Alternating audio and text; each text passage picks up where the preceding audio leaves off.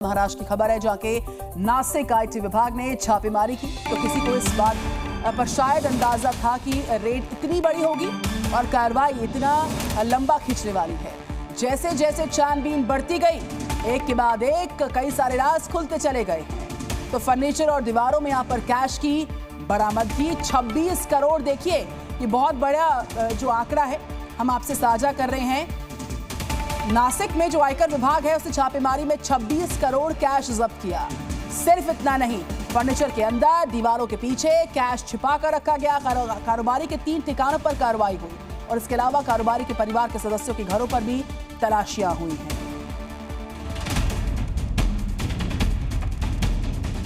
नासिक के सुराना ज्वेलर्स की तुलना अब कुबेर से हो रही है। आयकर विभाग ने इनकी दुकान, घर और एक दफ्तर पर कार्रवाई शुरू की। इसी दौरान 500 रुपए के नोटों का बंडल मिला। तलाशी ठीक से ली गई तो अधिकारी भी चकरा गए। पता चला कि ये नोट पूरे 26 करोड़ हैं और इन्हें गिनने में ही पूरा दिन बीत गया। टैक्स चोर का शातिर दिमाग देखिए। नोटों को फर्नीचर में ही नहीं, दीवारों में भी छिपाया गया था। इस दौरान 90 करोड़ रुपए की बेहिसाब संपत्ति के दस्तावेज जब्त किए गए हैं। नासिक के कनाडा कॉर्नर इलाके में सुराना ज्वेलर्स के ठिकानों पर कार्रवाई के लिए नासिक ही नहीं, नागपुर और जलगांव तक से आईटी विभाग की टीमों को बुलाना पड़ गया। हिसाब किताब जोड़ने में 30 घंटे लग गए। 50 से 55 अधिकारियों ने सुराना ज्वेलर्स के परिसर के साथ उनके रियल एस्टेट व्यवसाय वाले दफ्तर पर भी छापा मारा। वहीं राका कॉलोनी में उनके आलीशान बंगले पर भी एक अलग टीम ने रेड शुरू की। नासिक के मनमाड और नांदगांव में उनके परिवार के सदस्यों के घरों की भी तलाशी ली गई। आयकर विभाग ने हाल ही में नांदेड़ में बड़ा एक्शन लिया था। अब नासिक में छापेमारी की गई।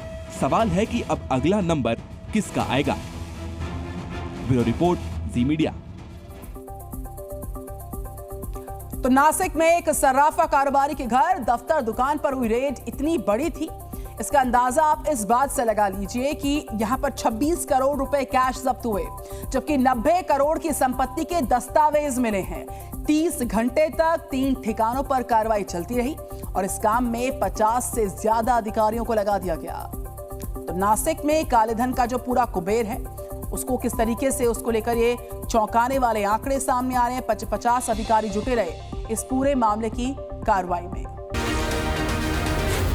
जी न्यूज़।